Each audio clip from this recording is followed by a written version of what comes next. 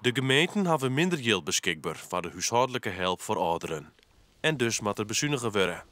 Maar voordat het kind, moeten ze eerst importeren met inwoners die het help krijgen. Uit onderzoek van de AMBO docht likwijls blikken dat die importeren nog maar kwalijk plakvoen ha. Dat is natuurlijk niet zo goed. De gemeentes die zouden voor 1 januari helemaal klaar moeten zijn met het verhaal van de WMO en de uitvoering daarvan. Dat blijkt dus niet zo te zijn. Toch is dat wel volgens de verwachting, want halverwege vorig jaar zagen we dit met z'n allen natuurlijk al aankomen. Net sinds de mindercijfers maakt het de AMBO hem net grote zorgen over de gevolgen van het uitblouwen van de peteren.